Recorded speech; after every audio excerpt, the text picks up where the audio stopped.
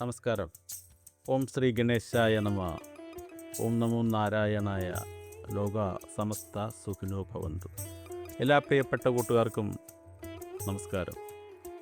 നമ്മളിന്ന് ചർച്ച ചെയ്യുന്നത് 2026 മെയ് മാസം 17-ാം തീയതി മുതൽ മെയ് മാസം 23 വരെയുള്ള നിങ്ങളുടെ ജീവിത ഫലങ്ങളെക്കുറിച്ചാണ്.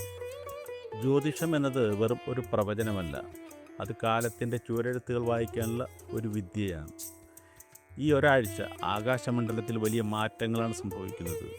വിദ്യയുടെയും ബുദ്ധിയുടെയും കാരകനായ ബുധനും ഐശ്വര്യത്തിൻ്റെ കാരകനായ വ്യാഴവും കർമ്മസാക്ഷിയായ ശനിയും നിങ്ങളുടെ രാശികളിൽ എങ്ങനെയൊക്കെ പ്രതിഫലിക്കുന്നു എന്ന് നമുക്ക് ഒന്നറിയാൻ ശ്രമിക്കാം.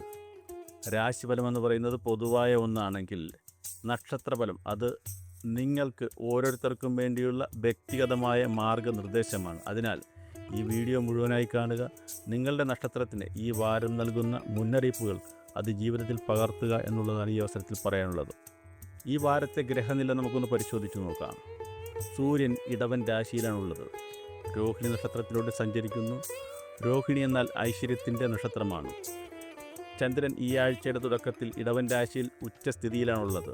തുടർന്ന് മിഥുനം, കർക്കിടകം വഴി ചിങ്ങൻ രാശിയിലേക്ക് പ്രവേശിക്കുകയാണ്. ശനി സ്വന്തം രാശിയായ കുംഭത്തിൽ തന്നെ തുടരുകയാണ്. ഈ ഗ്രഹങ്ങളുടെ വിന്യാസം സൂചിപ്പിക്കുന്നത് സാമ്പത്തിക കാര്യങ്ങൾ വലിയ വിപ്ലവങ്ങളും കുടുംബങ്ങളിൽ സമാധാനത്തിൻ്റെ അന്തരീക്ഷവും ഈ ആഴ്ച ഉണ്ടാകുമെന്ന് തന്നെയാണ്. നമുക്ക് ഓരോ കൂറുകളെയും അതിൽ വരുന്ന നക്ഷത്രങ്ങളെയും പ്രത്യേകമായി ഒന്ന് പരിശോധിച്ച് നോക്കാം. ആദ്യമായി പരിശോധിക്കുന്നത് മേടക്കൂറാണ്. അതിൽ വരുന്ന നക്ഷത്രങ്ങൾ എന്ന് പറയുന്നത് അശ്വതി, ഭരണി, കാർത്തിക, കാൽ ഈ നക്ഷത്രങ്ങളാണ്. മേടക്കൂറുകാർക്ക് ഈ വാരം ക്രിയാത്മകമായ മാറ്റങ്ങളുടെ സമയമാണ്. അതിൽ തന്നെ അശ്വതി എന്ന് പറയുന്നത് നിങ്ങൾ കുറേ നാളായി കാത്തിരുന്ന ഒരു കാര്യം ഈ ആഴ്ച നിങ്ങൾക്ക് സാധ്യമാകുമെന്ന് കാണുന്നുണ്ട്. വിദേശ ജോലിക്കായി ശ്രമിക്കുന്നവർക്ക് അനുകൂലമായ വാർത്തകൾ അശ്വതി നക്ഷത്രക്കാരെ സംബന്ധിച്ച് തേടിയെത്തും എന്ന് കാണുന്നുണ്ട്. ഭരണി നക്ഷത്രക്കാരെ കുറിച്ച് പറയുകയാണെങ്കിൽ ആഡംബര വസ്തുക്കൾ വാങ്ങാനുള്ള യോഗമുണ്ട്. ദാമ്പത്യ ജീവിതത്തിൽ പങ്കാളിയുടെ പിന്തുണ നിങ്ങൾക്ക് വലിയ ആശ്വാസം നൽകും എന്നാണ് കാണുന്നത്. കാർത്തിക ആദ്യപാദം സംബന്ധിച്ചാണെങ്കിൽ തൊഴിൽ രംഗത്ത് ചില വെല്ലുവിളികൾ വരാനുള്ള സാധ്യതയുണ്ട്. പക്ഷേ നിങ്ങളുടെ കഠിനമായ അധ്വാനം കൊണ്ട് അതൊക്കെ മറികടന്നു പോകുമെന്നുള്ളതാണ് പറയാനുള്ളത്. മേടക്കൂറുകാരെ സംബന്ധിച്ച് പൊതുവെ പറയാനുള്ള പരിഹാരമെന്ന് പറയുന്നത് ചൊവ്വാഴ്ച സുബ്രഹ്മണ്യ സ്വാമിക്ക് പാലഭിഷേകം നടത്തുക, ദേവീക്ഷേത്ര ദർശനം നടത്തുക, ഇവയൊക്കെ തന്നെയാണ്. വീണ്ടും നമ്മൾ പരിശോധിക്കുന്നത് ഇടവക്കൂർ നക്ഷത്രങ്ങളെക്കുറിച്ചാണ്. കാർത്തിക മുക്കാൽ ഭാഗം, രോഹിണി, മകയിരമര ഇവയാണ് ഇടവക്കൂർ നക്ഷത്രങ്ങളെന്ന് പറയുന്നത്. നിങ്ങളുടെ രാശിയിൽ സൂര്യൻ സഞ്ചരിക്കുന്നതിനാൽ വ്യക്തിത്വത്തിൽ വലിയ മാറ്റങ്ങൾ സംഭവിക്കാനുള്ള സാധ്യതയുണ്ട്. അതിൽ തന്നെ കാർത്തിക മുക്കാൽ ഭാഗം എന്ന് പറയുന്നത് സർക്കാരിൽ നിന്നുള്ള ആനുകൂല്യങ്ങൾ നിങ്ങൾക്ക് ലഭിക്കാനുള്ള സാധ്യത കാണുന്നുണ്ട്. പിതാവുമായുള്ള ബന്ധം മെച്ചപ്പെടുമെന്ന് കാണുന്നുണ്ട്. മനസ്സിന് സന്തോഷം നൽകുന്ന വാർത്തകൾ ലഭിക്കും എന്ന് കാണുന്നുണ്ട്. പ്രണയിക്കുന്നവർക്ക് അനുകൂലമായൊരു സമയമാണ്. മകയിരം അരയെ സംബന്ധിച്ചാണെങ്കിൽ, മകയിര ആദ്യപാദത്തെ സംബന്ധിച്ചാണെങ്കിൽ പുതിയ ഭൂമി വാങ്ങാനുള്ള ശ്രമങ്ങൾ വിജയകരമായി പൂർത്തിയാക്കുമെന്നാണ് കാണുന്നത്. കായിക രംഗത്തുള്ളവർക്ക് വലിയ നേട്ടങ്ങളുണ്ടാകും. ഈ രാശിക്കാർക്ക് പൊതുവെ പറയാനുള്ള പരിഹാരമെന്ന് പറയുന്നത് വെള്ളിയാഴ്ച മഹാലക്ഷ്മിക്ക് വെളുത്ത പൂക്കൾ അർച്ചന ചെയ്യുന്നത് നിങ്ങൾക്കെല്ലാവർക്കും തന്നെ വലിയ ഫലത്തെ നൽകുന്നതാണ്. വീണ്ടും നമ്മൾ പരിശോധിക്കുന്നത് മിഥുനക്കൂറാണ്. മകയിരമര, തിരുവാതിര, പുണർതം, മുക്കാൽ ഇവയാണ് മിഥുനക്കൂറിൽ വരുന്ന നക്ഷത്രങ്ങൾ എന്ന് പറയുന്നത്. വ്യാഴം ജന്മരാശിയിൽ നിൽക്കുന്നതിനാൽ ഭാഗ്യം എപ്പോഴും നിങ്ങളുടെ കൂടെ ഉണ്ടാകുമെന്നുള്ളതാണ് ഏറ്റവും വലിയ പ്രത്യേകത. മകയിരം ആദ്യപാദം അരയെ സംബന്ധിച്ചാണ് പറയുകയാണെങ്കിൽ സഹോദരങ്ങളുമായി ഉണ്ടായിരുന്ന തർക്കങ്ങൾ തീരുമെന്ന് കാണുന്നുണ്ട്. സാമ്പത്തിക സഹായം നിങ്ങൾക്ക് ലഭിക്കുമെന്നും കാണുന്നുണ്ട്. തിരുവാതിര നക്ഷത്രത്തെക്കുറിച്ചാണെങ്കിൽ എഴുത്തുകാർക്കും കലാകാരന്മാർക്കും വലിയ പുരോഗതി ഉണ്ടാകുമെന്ന് കാണുന്നുണ്ട്. അപ്രതീക്ഷിതമായി നിങ്ങളുടെ കയ്യിലേക്ക് പണം വന്നു ചേരാനുള്ള സാധ്യതയും കാണുന്നുണ്ട്. പുണർതം മുക്കാൽ ഭാഗത്തെക്കുറിച്ച് പറയുകയാണെങ്കിൽ ദൂരയാത്രകൾ വേണ്ടിവരുമെന്ന് കാണുന്നുണ്ട്. ഭക്ഷണകാര്യങ്ങൾ നിയന്ത്രണം പാലിച്ച് ആരോഗ്യം സംരക്ഷിക്കാൻ നിങ്ങളോട് പറയുകയാണ്. പരിഹാരമായി ഈ കൂറുകാരെ സംബന്ധിച്ചാണെങ്കിൽ ബുധനാഴ്ച വിഷ്ണു സഹസ്രനാമം ജപിക്കുന്നത് നിങ്ങൾക്കെല്ലാവർക്കും തന്നെ ഉത്തമമായ ഫലത്തെ നൽകുമെന്ന് പറയാം.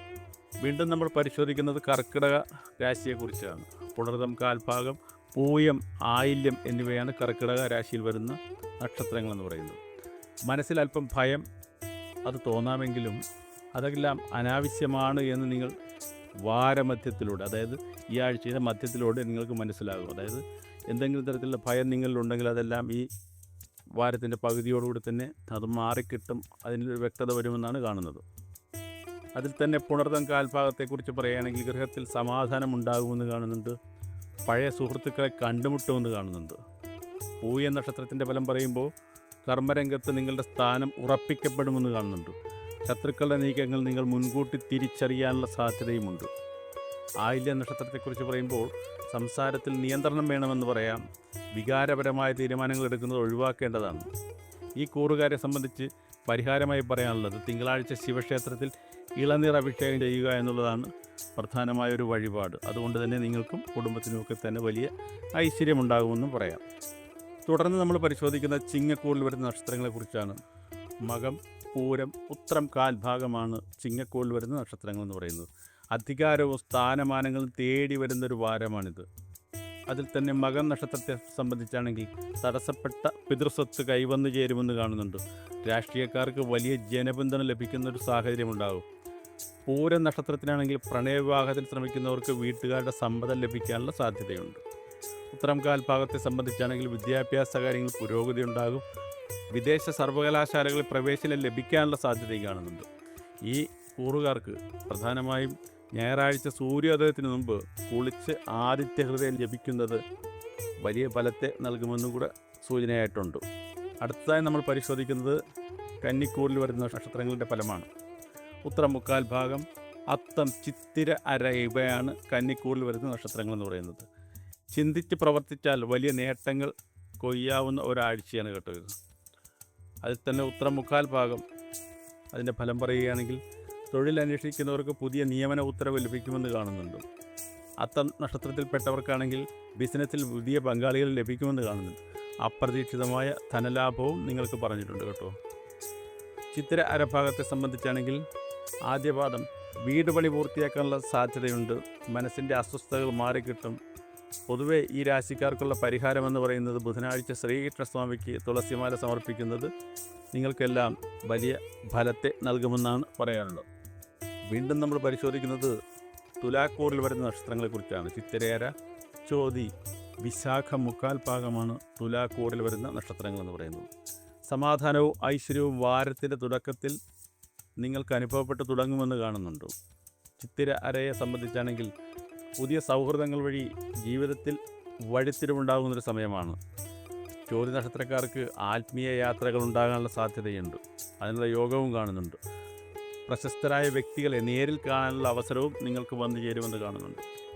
വിശാഖ മുക്കാൽ ഭാഗത്തെ സംബന്ധിച്ചാണെങ്കിൽ കടബാധ്യതകൾ തീർക്കാനുള്ള പുതിയ വഴികൾ നിങ്ങളുടെ മുൻപിൽ തുറന്നു വരുമെന്ന് കാണുന്നുണ്ട്. മംഗളകർമ്മങ്ങളിൽ പങ്കെടുക്കാനുള്ള യോഗവുമുണ്ട്. പൊതുവെ ഈ കൂറുകാരിൽ വരുന്ന നക്ഷത്രങ്ങൾക്ക് പരിഹാരമായി പറയാനുള്ളത് ദേവീക്ഷേത്രത്തിൽ ലളിതാ സഹസ്രനാമാർച്ച നടത്തുന്നത് നിങ്ങൾക്കെല്ലാവർക്കും കുടുംബപരമായും വ്യക്തിപരമായും വലിയ ഫലത്തെ നൽകും എന്ന് കാണുന്നുണ്ട്. തുടർന്ന് നമ്മൾ പരിശോധിക്കുന്നത് വൃശ്ചികക്കോൽ വരുന്ന നക്ഷത്രങ്ങളെക്കുറിച്ചാണ്. വിശാഖം കാൽഭാഗം, അനിഴം, തൃക്കേട്ട ഈ നക്ഷത്രങ്ങളാണ് വൃശ്ചികക്കോൽ വരുന്ന നക്ഷത്രങ്ങൾ എന്ന് പറയുന്നത്. അല്പം കഠിനാധ്വാനം ചെയ്യാൻ തയ്യാറായാൽ വലിയ വിജയം നിങ്ങൾക്ക് കൈവരിക്കാൻ സാധിക്കുമെന്നുള്ള ഒരു സാഹചര്യമാണ് ഇപ്പോൾ ഉള്ളത്. വിശാഖം കാൽഭാഗത്തിൻ്റെ ഫലം പറയാം. ആത്മവിശ്വാസം വർദ്ധിക്കുന്ന സാഹചര്യമാണ്. മത്സര പരീക്ഷകളിൽ ഉന്നതമായ വിജയം നിങ്ങളെ തേടിയെത്തുന്നുണ്ട്. അനിഴ നക്ഷത്രത്തിൻ്റെ കാര്യങ്ങൾ പറയുകയാണെങ്കിൽ പ്രണയകാര്യങ്ങളിൽ പുരോഗതി ഉണ്ടാകും. പുതിയതായി വാഹനം വാങ്ങാനുള്ള സാധ്യതയും കാണുന്നുണ്ട്. തൃക്കേട്ട നക്ഷത്രത്തെക്കുറിച്ചാണെങ്കിൽ ആരോഗ്യം ശ്രദ്ധിക്കേണ്ട സമയമാണ്. അന്യരുടെ കാര്യങ്ങൾ തലയിടാതിരിക്കുന്നതായിരിക്കും നിങ്ങൾക്ക് നല്ലത്. പൊതുവെ ഈ രാശിക്കാർക്കൊരു പരിഹാരം പറയുകയാണെങ്കിൽ ശനിയാഴ്ച ഹനുമാൻ സ്വാമിക്ക് വെണ്ണ നിവേദിക്കുന്നത് നിങ്ങൾക്കെല്ലാവർക്കും വലിയ ഫലത്തെ നൽകുമെന്ന് കൂടെ കാണുന്നുണ്ട്. വീണ്ടും നമ്മൾ പരിശോധിക്കുന്നത് ധനുരാശി നക്ഷത്രങ്ങളെക്കുറിച്ചാണ്. മൂലം, പൂരാടം, ഉത്രാടം കാൽഭാഗമാണ് ധനുരാശി നക്ഷത്രങ്ങൾ എന്ന് പറയുന്നത്. ഭാഗ്യം പടിവാതിൽക്കൽ മുട്ടുന്ന ഒരാഴ്ചയാണ് നിങ്ങൾക്കിത്. ഇതിൽ തന്നെ മൂല നക്ഷത്രത്തിൻ്റെ ഫലം പറയുമ്പോൾ സാമ്പത്തിക നില ഭദ്രമാകുമെന്ന് കാണുന്നുണ്ട്. എല്ലാ തടസ്സങ്ങളും ദൈവികമായി നീങ്ങിക്കിട്ടാനുള്ള സാധ്യതയുണ്ട്. പൂരാട നക്ഷത്രത്തെക്കുറിച്ച് പറയുകയാണെങ്കിൽ കുടുംബത്തിൽ വലിയ സന്തോഷമുണ്ടാകുന്ന സമയമാണ്. കുട്ടികളുടെ കാര്യത്തിൽ വലിയ പുരോഗതി ഈ കുടുംബത്തിൽ കാണാം. ഉത്രാടം കാൽഭാഗത്തെ സംബന്ധിച്ച് പറയുകയാണെങ്കിൽ വിദേശത്തുള്ള ബന്ധുക്കളിൽ നിന്ന് ശുഭവാർത്തകൾ നിങ്ങളെ തേടിയെത്തുമെന്ന് കാണുന്നുണ്ട്. പൊതുവെ ഈ രാശിക്കാർക്ക് പറയാനുള്ള പരിഹാരം എന്ന് പറയുന്നത് വ്യാഴാഴ്ച ദക്ഷിണാമൂർത്തിക്ക് മഞ്ഞപ്പൂക്കൾ അർപ്പിക്കുന്നത് നിങ്ങൾക്ക് കുടുംബത്തിനും വലിയ ഐശ്വര്യം ലഭിക്കുമെന്നുള്ള സാഹചര്യം ഒരുക്കിത്തരും. വീണ്ടും നമ്മൾ പരിശോധിക്കുന്നത് മകരക്കൂറിൽ വരുന്ന നക്ഷത്രങ്ങളെക്കുറിച്ചാണ്. ഉത്രാടം മുക്കാൽ ഭാഗം, തിരുവോണം, അവിട്ടം അര ഇവയാണ് മകരക്കൂറിൽ വരുന്ന നക്ഷത്രങ്ങൾ എന്ന് പറയുന്നത്. 7.5 ശനിയുടെ കാലമായതിനാൽ അമിതമായ ആവേശം കുറച്ച് വിവേകത്തോടെ പ്രവർത്തിക്കേണ്ട സമയമാണ്. ഇതിൽ തന്നെ ഉത്രാടം മുക്കാൽ ഭാഗത്തിൻ്റെ ഫലം പറയുകയാണെങ്കിൽ അനാവശ്യമായ ചിലവുകൾ ഒഴിവാക്കി പോകണം. ആരോഗ്യകാര്യങ്ങളുടെ മിതത്വം പാലിക്കേണ്ടതായിട്ടുണ്ട്. തിരുവോണ നക്ഷത്രങ്ങളുടെ ഫലം പറയുമ്പോൾ പുതിയ വസ്തുക്കൾ വാങ്ങാൻ സാധിക്കുമെന്ന് കാണുന്നുണ്ട്. കുടുംബത്തിൽ സന്തോഷവും ഉണ്ടാകുന്ന സാഹചര്യമായിരിക്കും. അവിട്ട നക്ഷത്രത്തിൻ്റെ ഫലം പറയുകയാണെങ്കിൽ സംസാരം പരുഷമാകാതെ നോക്കേണ്ട സമയമാണ്. സഹപ്രവർത്തകരുമായി തർക്കം ഒഴിവാക്കി മുന്നോട്ട് പോകണം.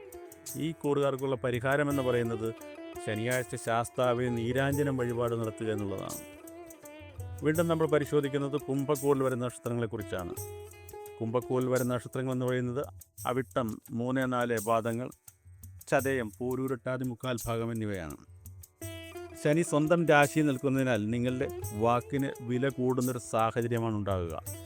അവിട്ടം അരഭാഗത്തെ സംബന്ധിച്ച് പറയുകയാണെങ്കിൽ രാഷ്ട്രീയക്കാർക്ക്, സാമൂഹ്യ പ്രവർത്തകർക്കും സുവർണമായൊരു കാലഘട്ടമാണ്. ചതയ നക്ഷത്രത്തെ സംബന്ധിച്ചാണെങ്കിൽ ആഗ്രഹിച്ച കാര്യങ്ങൾ നേടിയെടുക്കാൻ സാധിക്കുമെന്നും കാണുന്നുണ്ട്. മനസ്സിന് ധൈര്യം കൂടുന്നൊരു സമയം കൂടെയാണ്.